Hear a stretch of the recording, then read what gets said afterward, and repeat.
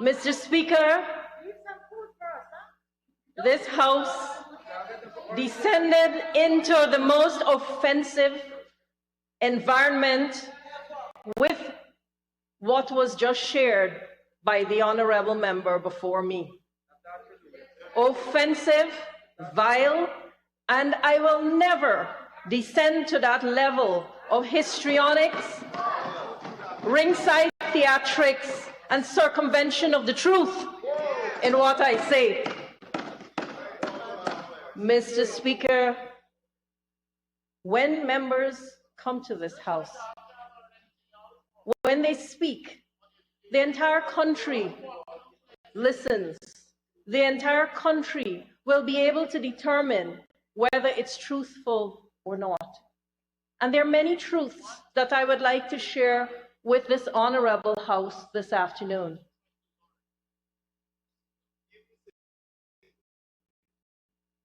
My colleague, Dr. Ashni Kumar Singh, came back to this country on his own recognizance, of his own volition, and he faced those charges. I want to say that. He did not flee this country. He faced those charges, and every one of us, the entire nation, was quite aware that it was a political witch hunt because those charges amounted to zero. Truth number one. Second, when you speak of the tragedy of the Henry boys and you use it for political offensive mileage in this hallowed house, it speaks volumes of you. Not in a good way either, Mr. Speaker. Mr. Speaker, the Prime Minister, myself, and Cabinet colleague Minister Robeson Ben were the first on the scene from the government of Guyana. And subsequent to that visit, and we visited both homes, the families benefited from psychosocial support. I will not raise the pain of that family by going into that, but I will just say that one of those families is benefiting from public assistance. So if we did not do anything, I don't know how that would have occurred. Mr. Speaker, mention was made of GCOM. GCOM is a constitutional entity, and monies are allocated to GCOM. Mr. Speaker, further I will say the DPP cannot be directed, and to say that about an honorable person in their absence in this House is nothing short of staying true to character and being extremely vile in what you were saying. Mr. Speaker, when people come to these debates, it is intended for us to critically examine the budget, for us to offer recommendations of a constructive nature, and for us to look at what was done and what is to come. Very little, in my humble estimation, was offered in what went on just now. Mr. Speaker, I would sincerely like to thank and congratulate my colleague, Dr. Ashni Kumar Singh, his members of staff, the members of staff of all of the ministries, including the Ministry of Human Services and Social Security, for their dedicated work in crafting a budget to the tune of $552.9 billion. I often ask myself why there is need to belligerently bellow, creating a cacophony of banshee-like yowling from that side. Why? Why must we be consistently regaled with that kind of behavior? Save that for the ringside. Mr. Speaker, I do not need to do that. I can quietly share the result of hard work, meticulous structure, and careful organization, which were considered to be the hallmark of the Ministry of Human Services and Social Security in the last year.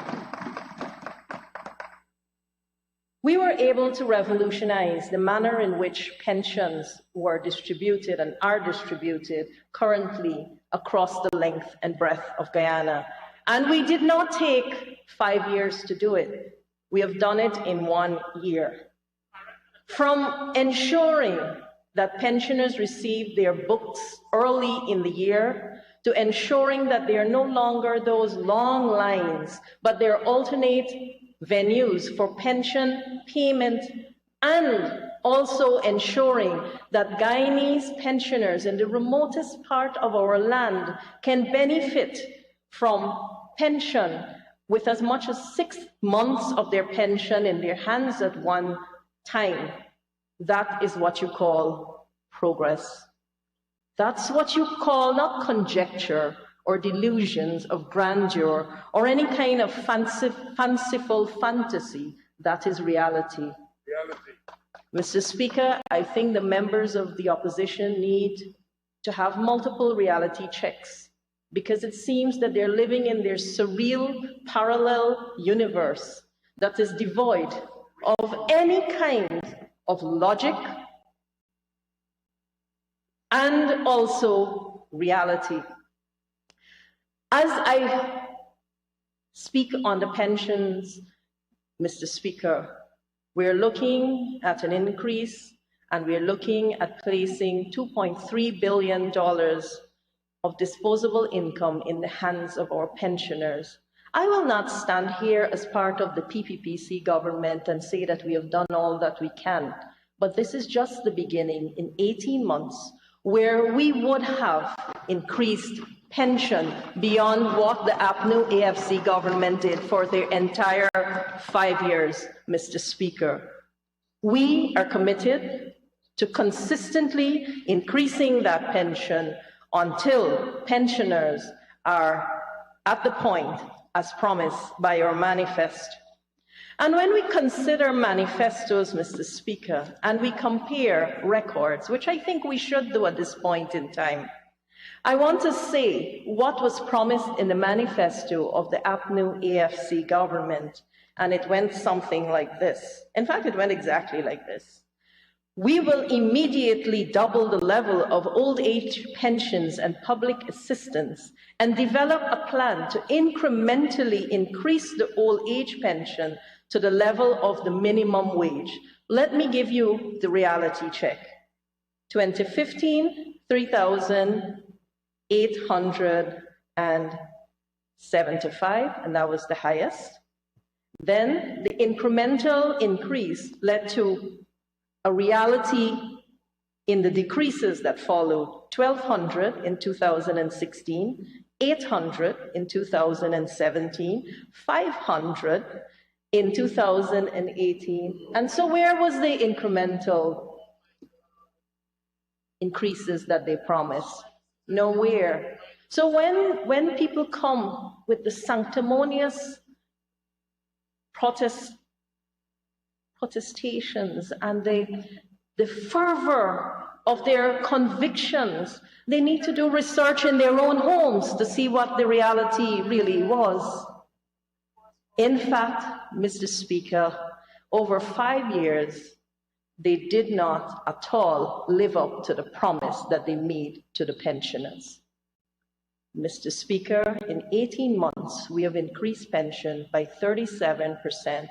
And as I said, it is just the beginning.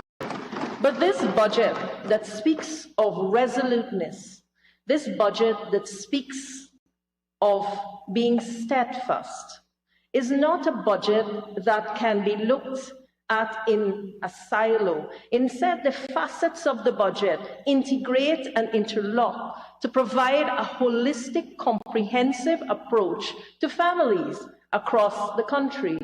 The good that the Ministry of Health will do through improved healthcare services, the good that the Because We Care cash grant will do for children in a family and by extension that family, the good that infrastructure will bring through connectivity, ease of transit, and also decrease loss of time getting from one place or another, and improve connectivity, the good that the Ministry of Housing will do by providing affordable housing, all of that adds on to what every other ministry will accomplish, including the Ministry of Human Services and Social Security. We cannot, and we must not allow this kind of fallacy to present itself when people just selectively and conveniently extrapolate parts of this budget for an ulterior agenda. Mr. Speaker, when we look at the cumulative benefits of the people, the benefits that they will achieve from this budget, the 2022 budget, I think they will be anxious for successive budgets that will build on this robust framework that this budget will provide. Let's talk about women, Mr. Speaker, and men. In the last year, monies were expended to train women and men, and we have increased to 172 million to continue and expand that training. And like my colleague ministers, I can say that training was inclusive. Training was inclusive to the extent that every region benefited from the training that was offered. The WIN program, Women's Innovation Investment Network, that saw $93 million being expended to train women across the country, and 2,170 women were trained in diverse technical vocational skills and information communication technology that for some of them was nothing short of life-changing. Mr. Speaker, the beauty of this program was that there is no eligibility criteria attached to a woman getting access to this kind of training. And not only is she equipped with training that makes her more employable and puts her on the path to develop her own micro-enterprise, she's also equipped with training on legislation, on social issues, and on a number of areas that will aid in her self-development. Mr. Speaker, when I went to the Ministry of Human Services and Social Security, it was nothing short of sleepy, stagnant. Not much happened. In 1 year, that ministry has been revolutionized to such an extent that people said, was there a ministry like this before? We had never heard of it. And Mr. Speaker, we continued to ensure that more and more programs were churned out in so many convenient ways, so that people who chose to access our programs in person, they had the chance to do that. They wanted to access online, they could do that. These programs were, are, and will continue to be free to all the women of Guyana. It is envisaged that we will expand our training to cater for over 4,000 women to be trained in 2022. Mr. Speaker, it was not only about training, and it was not only looking at training in an abstract context. It was ensuring that whatever was delivered through training, it was relevant to niche markets and the demands out there. So for the first time, people in the hinterland got training in a number of areas where they can easily find jobs in all of the sectors in their region. In fact, the WIN program was launched in Region 1 in Baramita. And to date, we have trained over 150 Amerindian or indigenous persons, and we have trained 1,000 women from the rural communities. That's the kind of work that we have been doing at the Ministry of Human Services and Social Security. The movement of this training is towards increasing women in the labor force. We speak of the gender divide, we speak of the digital divide, and we speak about gender inequality. With this kind of training, moving women to a state of financial independence, we are looking at narrowing those divides, and also with the laser focus on ICT, narrowing the digital divide. Mr. Speaker, as we looked at training, the model mushroomed out comprehensively. How could you, in addition to training, empower women further? The first female business incubator was constructed and established in 2021. That female business incubator will be accessed by women across the country, where they will have support services to help them with marketing their product or skill, and to also have an equal shot at the environment where they can earn in a competitive manner. To further accelerate their opportunity, we have launched the WIN app. This is a groundbreaking app, and if you want to, you can upload it on your phones. It's called WIN or WinGY on the Apple phone. What does it bring to women? It brings the opportunity for women to advertise their products at no cost to them, and puts their product in the hands of every Guyanese who would have an app on their phone. It's that big for the women of Guyana. In addition to all of that, we created an empowerment fund, and 2,660 women across the length and breadth of Guyana in every region benefited from $50,000 towards their business ventures. That's progress, Mr. Speaker.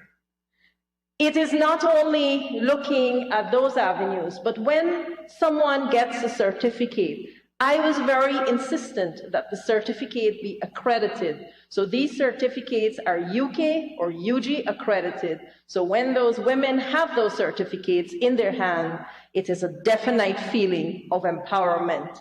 In March of 2021, we launched a beautiful initiative that again transformed opportunities for women. And many of them said that this really propelled them into more of a visible type of profile. This We Lift, Women's Empowerment, Leading, Innovating, Flourishing Together initiative was launched at the Arthur Chung Conference Center, and 75 women-owned businesses participated. And Mr. Speaker, what was very good about all of this was that the women not only participated, but they got noticed, they got business, and now many of them are expanding.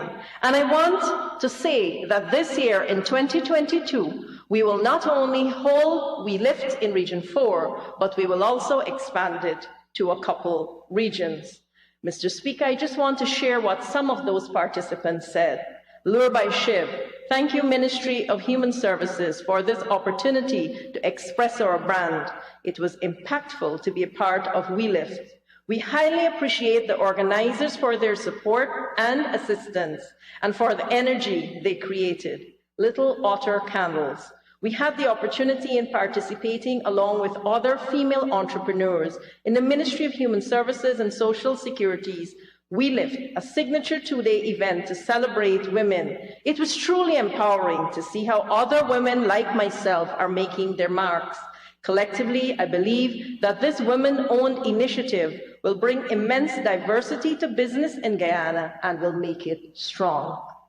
I want to applaud and congratulate every woman who would have excelled, jumped into business, and would be taking the risks, and more so to thank all those who participated in our program.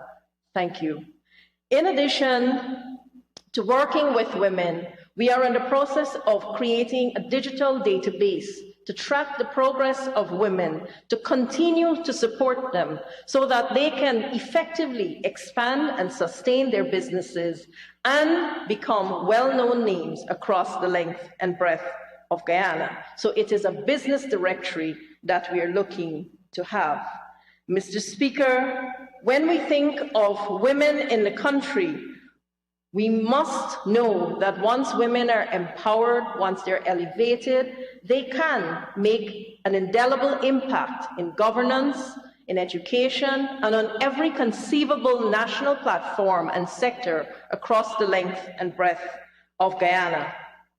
Mr. Speaker, as I share with you, it is with great pride too that I say that a very tangible, evident transformation is happening at the Guyana Women's Leadership Institute. Here again, the government of the day, we are establishing many opportunities for women. We're investing in women. And so the Guyana Women's Leadership Institute has a brand new, modern, well-equipped computer lab, which will continue to deliver training to women. In addition, there is modernization and also rehabilitation of all of the training spaces at the Guyana Women's Leadership Institute. By the way, no one knew about that under the AFC government because it was starved of resources and it was just in absolute decay and disrepair. Yes, like everything else, disrepair. So this year in 2022, we'll be opening a state-of-the-art culinary center at the Guyana Women's Leadership Institute, which will offer women the opportunity to benefit from classes and training so that they can start their own businesses or become more employed. This is progress, Mr. Speaker. Mr. Speaker, as I continue, I must not only spend time on what's happening with our women in the country, but I feel very passionate about this because I think the mission is to remove them from the lowest brackets of pay to higher brackets and to ensure that they have equal opportunity as their male counterparts. And our males were also focused on through the International Men's Day celebration, which we will continue to host, and also training in anger management, conflict resolution, and the formation of a number of men's groups in all of our regions. Mr. Speaker, when we think of the regime of before, we can see them on a consistently taxes level, and I made that word up, I'm not going to tell you otherwise, because all they did was to tax and burden people with taxes. This government can be seen to consistently remove, reduce, and not put taxes on the backs of people. That is progress, Mr. Speaker.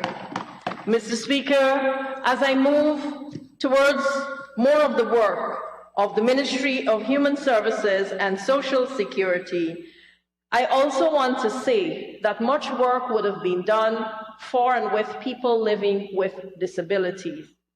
Now, in addition to benefiting from the public assistance increase, which is going to amount to $385 million, persons living with disability will be able to, this year, when the center opens in the first half of the year, benefit from training opportunities and other skills at our center that will cater exclusively for teenagers, young adults, and adults living with disability from across the country. In addition to that, last year, persons living with disabilities benefited from $120 million.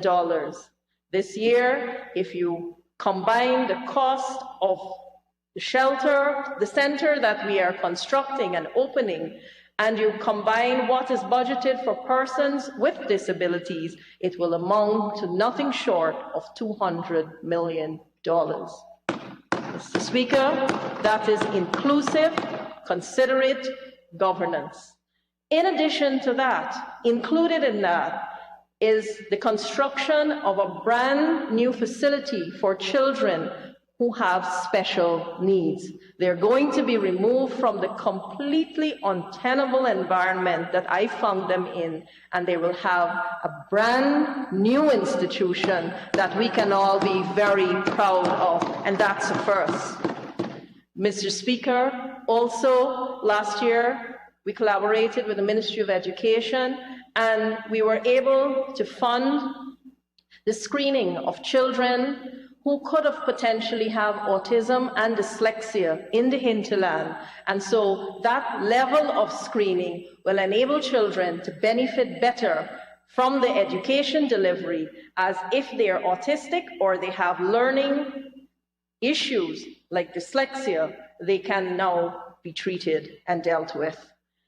Mr. Speaker, as I continue to speak on a number of initiatives that would have been undertaken by the Ministry of Human Services, and also what we plan to do this year, you can see this is a presentation with substance. And I do not need to scream it to the rooftops.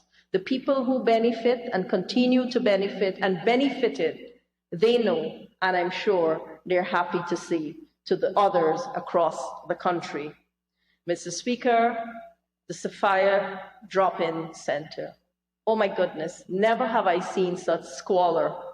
And Mr. Speaker, the children in just a few weeks will have a spanking new kitchen and dining area and a recreation room just for them, children in our care. And that is to the tune of $38 million. Mr. Speaker, it is not only persons with special needs, but persons who are homeless, who are indigent. What are we doing for them? Programs will continue to be rolled out. The night shelter has undergone serious transformation, expanding and increasing its capacity and ensuring that people who are homeless and indigent are treated with dignity. They will also have the opportunity to benefit from free training, and I've already discussed this with my colleague, Minister Joe Hamilton, because it's not only to provide shelter and food, but also to work on the development of people who may not have had an opportunity in life, or maybe life just treated them badly, and to get them back into the labor force and to taking care of themselves. Mr. Speaker, as I continue, there is a very big area that falls under this ministry, and that is the area of gender-based violence. Mr. Speaker, a comprehensive look at gender-based violence was done last year, and a number of initiatives have emerged, and those initiatives will be expanded as we continue to provide access to services and access to justice in the remote areas, the hinterland, and the rural communities across the length and breadth of Guyana. The 914 free 24-hour toll-free hotline is now joined by the app, the gender-based violence app called I Matter. Just put that on your phone and you will find all of our resources and a panic button that is linked to the 914 hotline to access help. And in addition to that, programs for women too, Minister McCoy. In addition to that, we will also be looking to expand our Survivors Advocates program. This is the personalized support to persons who are experiencing violence. And they will now be equipped to provide survivors with survival kits. In addition to that, we've been doing serious work with the Ministry of Home Affairs and the Guyana Police Force, training policemen. The target this year is 75% of the police force through the Cop Squad initiative, so that the police can be more accountable, professional, efficient, and deal very well with cases of gender-based violence. Mr. Speaker, in addition to all of that, a number of programs will be rolled out to rehabilitate offenders and perpetrators of abuse and violence. And my colleague, Attorney General, and I will be this year launching the Hope and Justice Centers that will provide decentralized legal services, decentralized access to all of the services that are required by persons experiencing gender-based violence. Mr. Speaker, it is not ad hocism. It is a structured, comprehensive approach to one of the toughest social issues to tackle in our country. We need to cultivate reporting And so the Community Advocates Network was launched last year. This year, that network will expand to include members of the public, citizens who are advocates, and persons who would like to see a reduction in the numbers of gender-based violence. Mr. Speaker, we move on now to children. As I move to children, I want to say that children are extremely, extremely important to the Ministry of Human Services and Social Security. Mr. Speaker, when we think of children, we want to keep them safe. And so we launched the Every Child Safe campaign, which allows engagement with the community directly through the ministry to ensure that children and adults understand to recognize child abuse in all of its dimensions and how they can access help. The Every Child Safe campaign of the Ministry of Human Services benefited from books that were crafted to start the conversation among children in a very sensitive and appropriate way. Mr. Speaker. Honourable Minister, before you can continue, we'll have to give you an extension.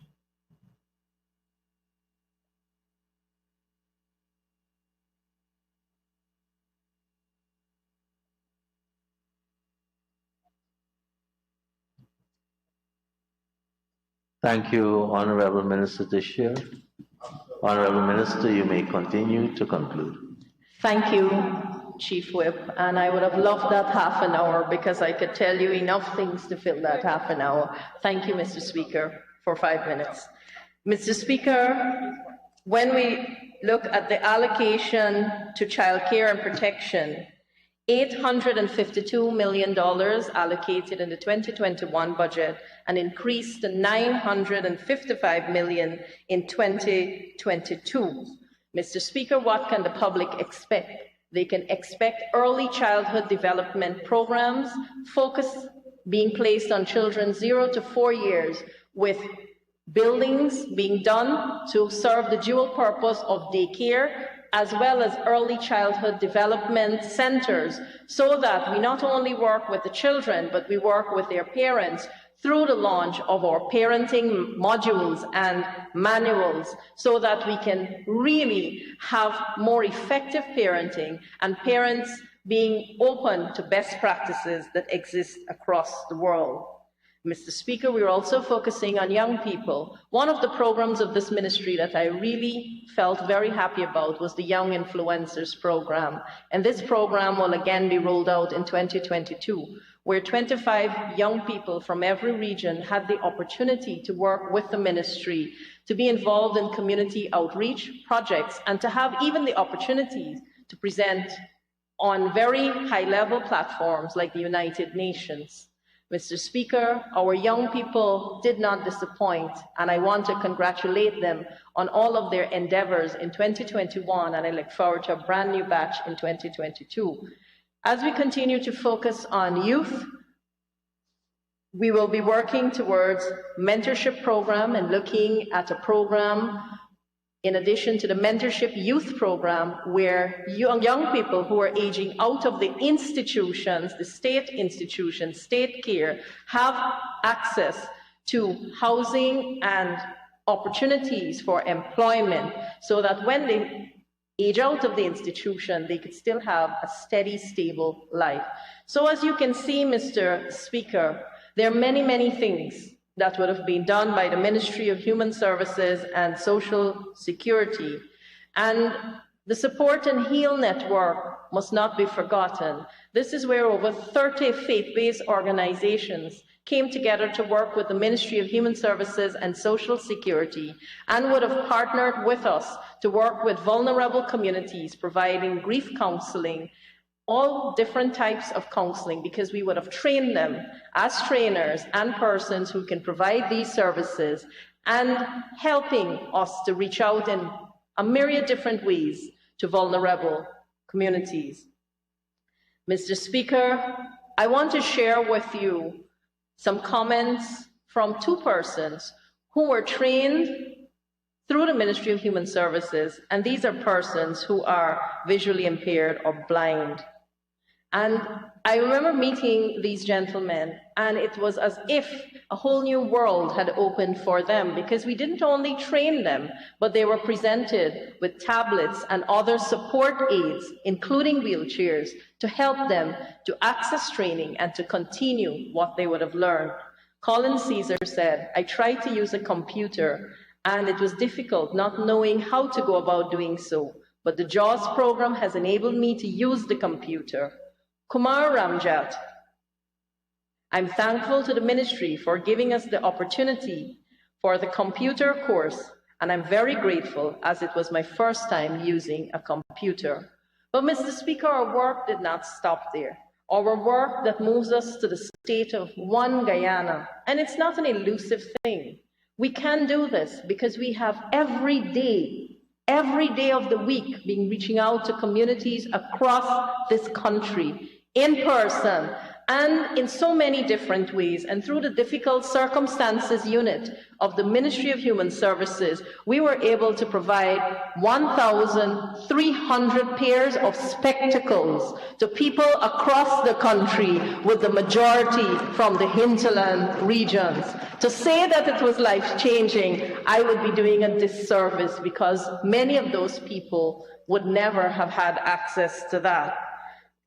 Mr. Speaker, I want to also highlight a very excellent program that I know will come, but it has already started, with the injection of $600,000 towards dialysis patients to help with dialysis. Excellent. And I know this is so because through the difficult circumstances unit, we were able to help over 75 such dialysis patients. So this is where the government of the day is listening to what the people of our country want, and they're delivering in a very excellent and commendable mode. Mr. Speaker, I want to say that these debates will continue to the end of the week, but I hope that those on the other side of the House will think long and hard before they return and display any kind of obnoxious, offensive behavior, but bring substance, but bring recommendations of value, and bring some of what we can consider and we can engage with them. Mr. Speaker, if you are truly interested in people, you will not keep a list of people who you say were deprived of a cash grant. You would have submitted it to the Ministry of Finance. Mr. Speaker, if you're truly interested in people, you will not deprive people from services which are easily available and accessible. You will point them in the direction of those services.